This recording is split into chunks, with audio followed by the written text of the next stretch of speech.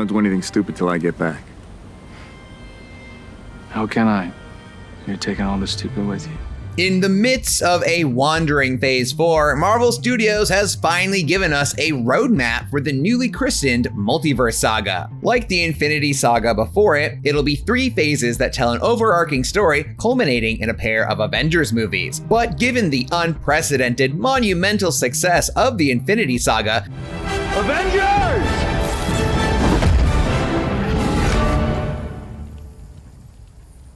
Assemble. that puts a lot of pressure on the Multiverse Saga to deliver. And while it does have a strong villain presence, its lack of a core group of heroes and thematic focus so far makes it feel like it's already behind the curve, which begs the question, can the Multiverse Saga live up to the Infinity Saga? Doesn't matter what you did, what you were. If you go out there, you fight, and you fight to kill. Staying here, you're good. I'll send your brother to come find you, but if you step out that door, you are an Avenger. With 7 films and 8 TV shows, plus 2 holiday specials, making up Phase 4 of the MCU, it's the most story we've gotten in one phase. But perhaps we have too much of a good thing. The main problem with Phase 4 is that it lacks a coherent, overarching story. In Eternals, a Celestial half emerged from the Earth, and in Moon Knight, an Egyptian deity was vanquished. But aside from the shocking revelation that Earth is quite literally jam-packed with giant monsters waiting to destroy us, there is no sense of where these and other story threads are going. Yes, thanks to Kevin Feige's Comic-Con presentation, we do know the Multiverse Saga will come to a head in Phase 6 with a pair of Avengers movies, the Kang Dynasty and Secret Wars, but there's precious little in the actual stories pointing us in that direction. That's not to say everything in Phase 1 was teeing up the Infinity Saga plot from the get-go. The first MCU movies were largely standalone affairs, and it took several post-credit scenes and a bit of retconning to eventually set the stage for Thanos' quest for the Infinity Stones. Fine. I'll do it myself. But what Phase 1 did give us was a group of heroes to root for. The story of the Infinity Saga was just as much about watching the ongoing adventures of Iron Man, Hulk, Thor, Captain America, Hawkeye, and Black Widow as it was those glowing rainbow rocks. And by teeing everything up the way they did, Marvel made it feel like a natural progression from the solo movies to a team-up movie to teasing Thanos to introducing the Infinity Stones and so on. So even though Marvel didn't necessarily know how they were going to get there, it was clear from early on that everything was going to culminate in a battle against Thanos wielding the Infinity Gauntlet. Cap, that's it.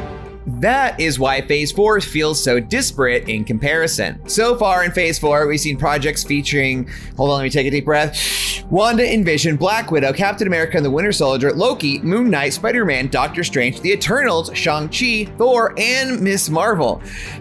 But aside from a handful of crossover appearances, such as Doctor Strange in Spider-Man No Way Home, that feels weird, but I'll allow it, and Scarlet Witch in Doctor Strange in the Multiverse of Madness, this is me being reasonable. These heroes are just as isolated now as they were when Phase 4 began. The Phase 4 stingers have typically added on more stuff, like how Eternals set up Black Knight and Blade, and to what end that remains unclear. Sure you're ready for that, Mr. Whitman? Now contrast that to the Phase 1 stingers, which brought characters closer together, like how the Incredible Hulk saw Tony Stark show up to offer his help with the Hulk. What if I told you we were putting a team together? Phase 1 capped things off with a rousing team-up movie and formed relationships that would be the backbone of the MCU's best stories, namely the friendship and rivalry of Tony Stark and Steve Rogers. Whereas Phase 4 will end with Black Panther: Wakanda Forever, which, while highly anticipated, presumably is not going to unite the heroes of Phase 4 and give the audience a sense of where this is all going. If the Multiverse Saga is going to live up to the Infinity Saga, it needs to show us how all of these various heroes fit together and give us a new team to root for. You're not supposed to be bothering me on my holiday time, Valentina. Oh, bothering you? Oh, no. I'm just here paying my respects. You know, coming here makes you look desperate. While the Multiverse Saga may not have a heroic team for us to champion just yet, it does get marks for its antagonists. Both Kang the Conqueror and the Thunderbolts have been given ample buildup and have plenty to offer fans looking for characters to get invested in. We first met Jonathan Majors as a variant of Kang, known as He Who Remains, in the Season 1 finale of Loki on Disney+. What Wild.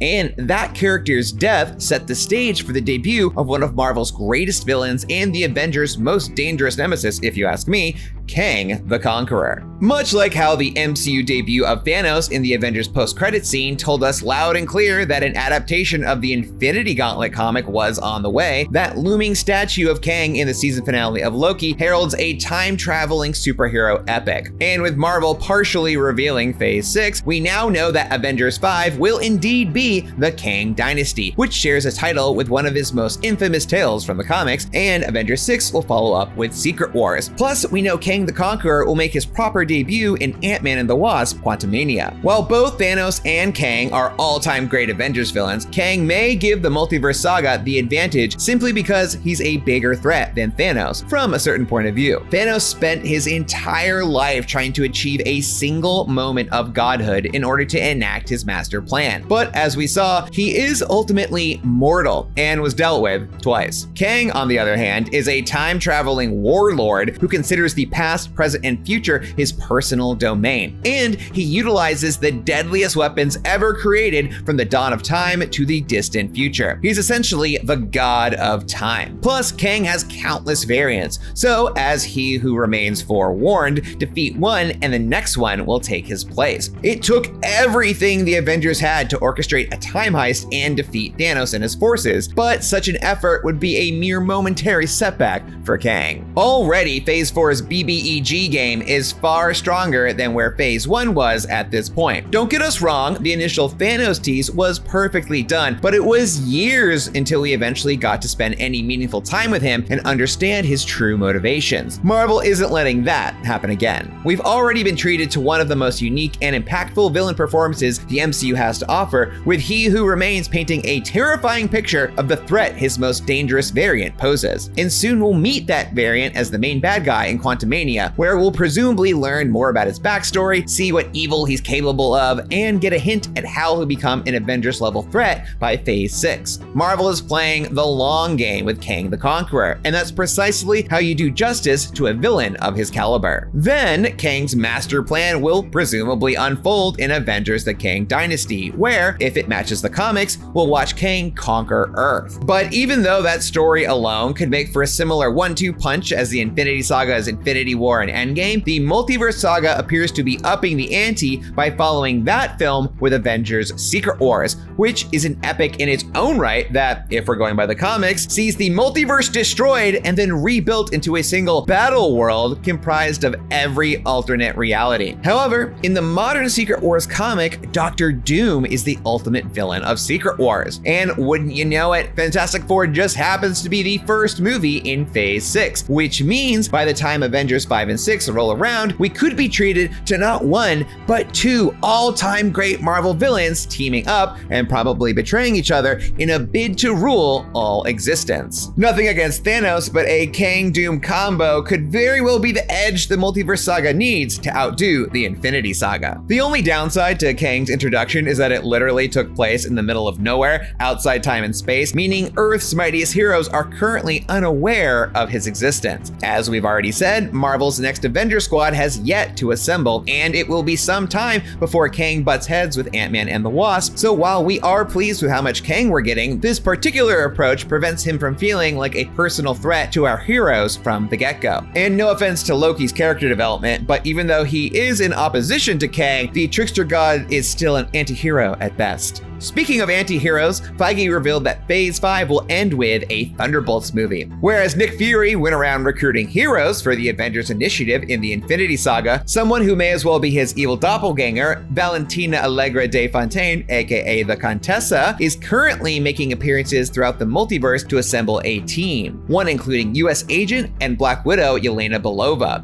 Both are conflicted anti-heroes who've had the benefit of multiple hours on screen to develop their characters, which has the potential for a richer payoff down the line. While we won't be getting an Avengers movie until the end of Phase 6, we will see this long brewing team-up film cap off Phase 5. Only this one will be a group of Dark Avengers. The modern Thunderbolts are essentially Marvel's version of the Suicide Squad, where anti-heroes and villains are recruited by the government to help save the world. It could be that Marvel is putting off forming a new team of Avengers right off the bat because they want to showcase the Thunderbolts first. That way, when the Avengers do eventually show up, the world will already be indebted to a team of baddies, and they'll not only have to stop the villain, but prove that the world still needs them. That's a unique premise ripe with potential for drama, so if Marvel does go that route, then it's understandable, to an extent, why they've taken the steps they have to kick off the Multiverse Saga. See you soon. So, while the Multiverse Saga does seem a bit behind at the moment, it does have the potential to find its way to something grand. But do you think it will ever be enough to top the Infinity Saga? Let us know in the comments. Thanks for watching. For more on the MCU, check out who we think the next Avengers will be and how Secret Wars is like Marvel's Game of Thrones right here on IGN.